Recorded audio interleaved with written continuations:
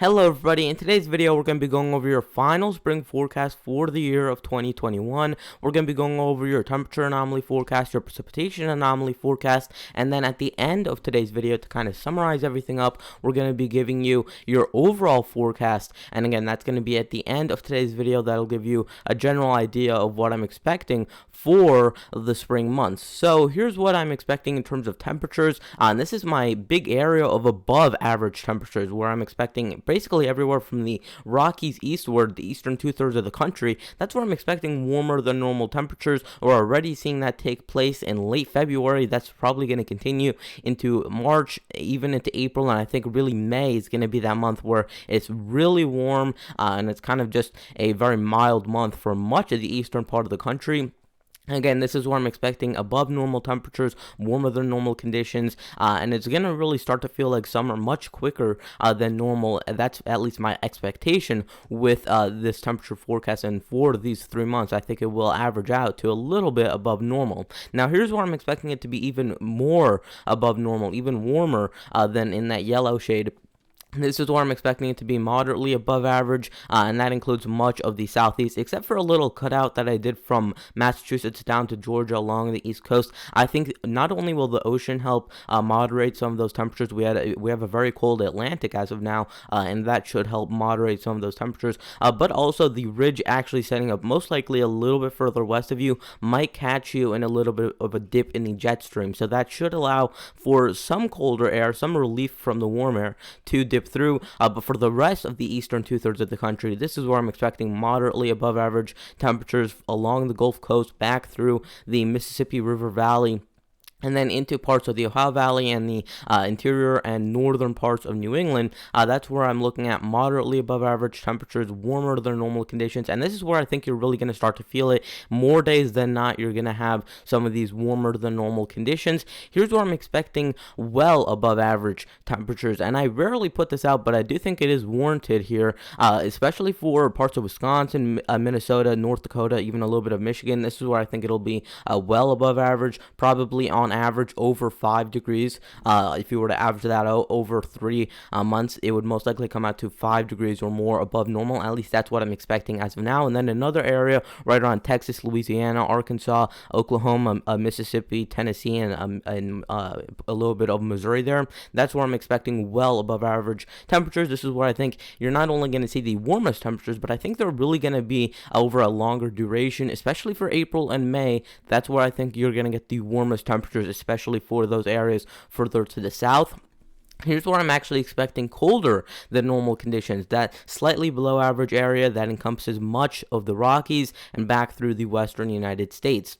Now, here is where I'm expecting even colder than normal temperatures, that the moderately below average temperature region, that includes a little bit of Nevada, California, back through much of Oregon and Washington. The Pacific Northwest really should stay quite cool throughout the spring time frame, and I really do think most of those rain showers that are coming out the Pacific, as well as a general dip in the jet stream over that area, should allow most of these areas to stay in a chilly and pretty cold pattern all the way through about March and April. May is when I think much of the country gets into some of those warmer temperatures, and that's really when I'm thinking, again, the warmest temperatures will occur. Now, here's where I'm expecting, or this is my precipitation forecast, and this is going to cover mainly rainfall, but a little bit of snowfall to the north as well. This is where I'm expecting slightly below normal precipitation for these areas across the southern United States, except for a little dip there in the Tennessee Valley, and I'll explain why in just a little bit. Here's where I'm expecting moderately below average precipitation. So this is where I think it really will be dry, mainly because of the ridge. Again, a ridge really creates a kind of a dome of warmer and mainly drier conditions over that area. So that's what's going to be taking place over the central and southern United States, and that should allow for some of these areas to stay a little bit drier than normal.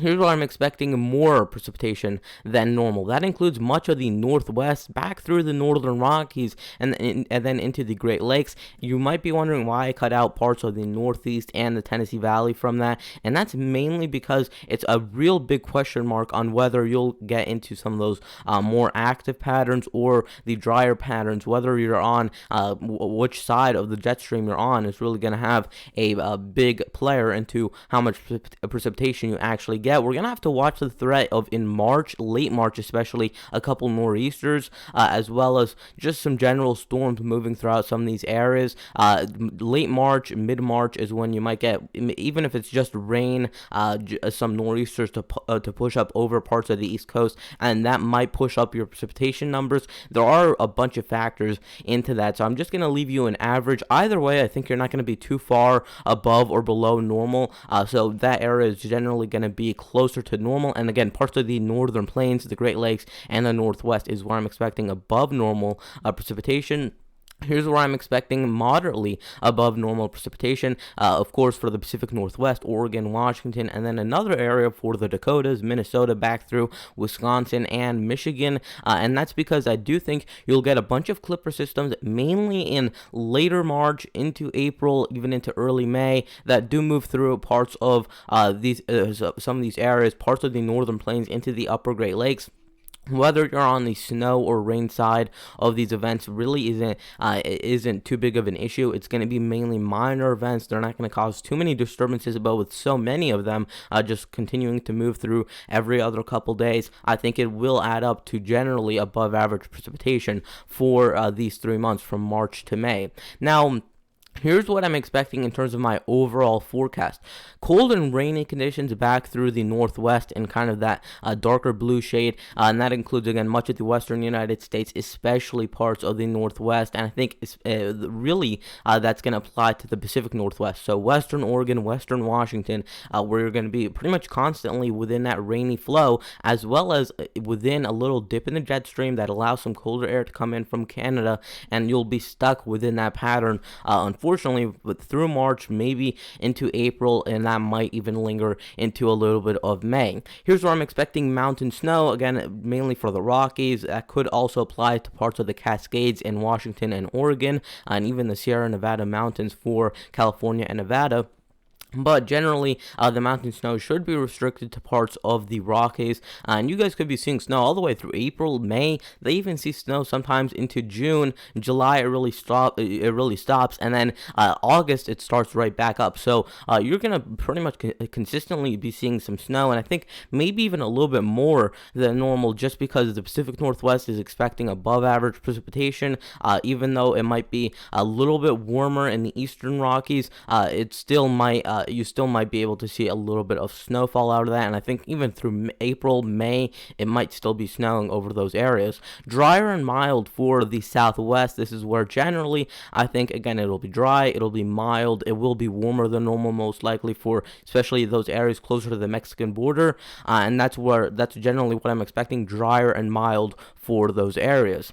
I'm expecting rain and snow through April for some of these areas back through the Great Lakes and the Northern Plains. After about mid or late April, it really starts to taper off in terms of the snow aspect, and it should be mainly just rain events. This is, again, where I'm expecting those clipper systems to dive through southern Canada and then head into parts of the Midwest and the Northern Great Lakes. And that's generally the pattern I think that you'll be stuck in at least through March, maybe even lingering into April there again. So probably early April is when that would really be felt. Now, I'm expecting an active pattern through the central and even parts of the northern plains there, from about Wyoming and Montana eastward to about Wisconsin and Iowa there. Further to the south is where I'm expecting the thunderstorms to really pop up.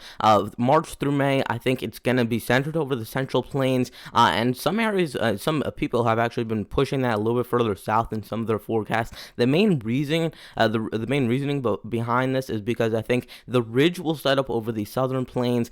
You'll get that general arc of storminess to push further north, and I think with all those warmer than normal temperatures, you really don't have too much of a cold source, so I don't think you're going to see as much thunderstorm activity this year. But generally, if there were to be any thunderstorms, it would be set up over Kansas, Missouri, Iowa, Nebraska, and a little bit of eastern Colorado there as well. Here's where I'm expecting it to be really hot throughout parts, especially in April and May is when you're really going to start to feel like summer over these areas. And even though I also put parts of the northern plains and the Great Lakes in that well above average region, well above average in parts of Wisconsin and Minnesota is definitely not the same as well above average in Texas. I think you guys could be getting maybe even closer through 100 degrees by April or May. So definitely unpleasant and very, very warm for some of these areas, although some of the drier conditions might help alleviate a little bit of the humidity aspect of, but it's still going to be very, very warm, unfortunately, for you guys. Mild with some pop-up thunderstorms through parts of the southeast, from about South Carolina and Georgia, further southward. That's where I'm expecting, again, milder conditions, warmer conditions with a few pop-up thunderstorms, mainly in the afternoon for most of these areas, especially for April, late April into the May timeframe, when it starts to get a little bit more summery. We start to get warmer. We don't have too many organized systems moving through, but it should be generally just those pop-up thunderstorms that you see pretty much every afternoon around 1, 2, 3 o'clock that start to pop up throughout these areas. Average conditions through the Ohio Valley, the Tennessee Valley, and parts of the interior Northeast. This is where I think, again, it's mainly just going to be average, not too much to say in terms of temperatures or precipitation. It might be a little bit drier, and warmer than normal, but other than that, there really isn't too much to say for this area. I'm expecting a mild May, especially for these areas along the East Coast from North Carolina all the way up to Maine, and this is mainly because I think March you will still have a couple chances with some cold air. April even you might still have a couple chances with cold air. But I think into May is when it really starts to shut off and you start to get into more of a milder pattern with drier and warmer than normal conditions.